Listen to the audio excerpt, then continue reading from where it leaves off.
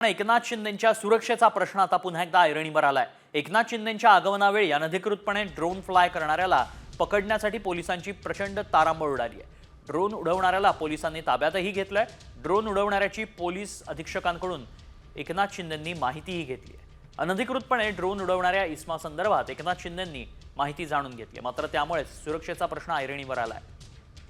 अधिक माहिती जाणून घेऊ आमचे प्रतिनिधी अभिजित सोनावणे सध्या संपर्कात आहेत। अभिजित, काय नेमकं घडलंय? ड्रोन उडवणारा पोलिसांच्या ताब्यात आहे?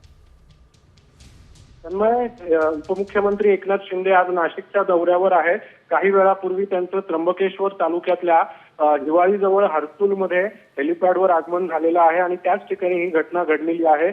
एकनाथ शिंदे यांचं हेलिकॉप्टर ज्यावेळेस हेलिपॅडवर उतरणार होतं त्याच्या अगदी काही वेळ अगोदर त्या परिसरामध्ये एका इस्मानं त्या ठिकाणी ड्रोन उडवला आणि अचानकपणे ड्रोन उडाल्याचं लक्षात आल्यानंतर तो ड्रोन पकडण्यासाठी आणि तो ड्रोन नेमकं कोण उडवतोय त्या व्यक्तीला पकडण्यासाठी पोलिसांची अचानक धावपळ त्या ठिकाणी उडालेली होती।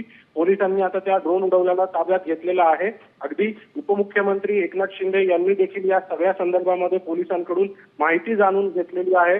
एकूणच आपण जर बघितलं तर अगदी उपमुख्यमंत्री एकनाथ शिंदे यांच्या आजच्या दौऱ्यासाठी पोलिसांचा अतिशय कडेकोट असा बंदोबस्त ठिकठिकाणी तैनात करण्यात आलेला आहे। मात्र इतका बंदोबस्त असताना देखील अशा पद्धतीने ड्रोन त्या ठिकाणी उडवण्यात आला आणि त्यामुळे एकनाथ शिंदे यांच्या सुरक्षिततेचा मुद्दा पुन्हा एकदा चर्चेमध्ये आलेला आहे। नक्कीच धन्यवाद अभिजित, आपण दिलेल्या सगळ्या सविस्तर माहितीसाठी।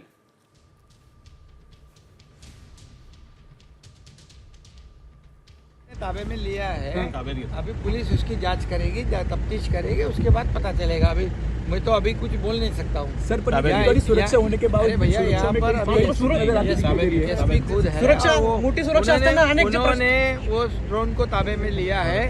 उसकी जांच होगी, तफ्तीश होगी, उसके बाद आगे की बात क्या है पता चलेगा।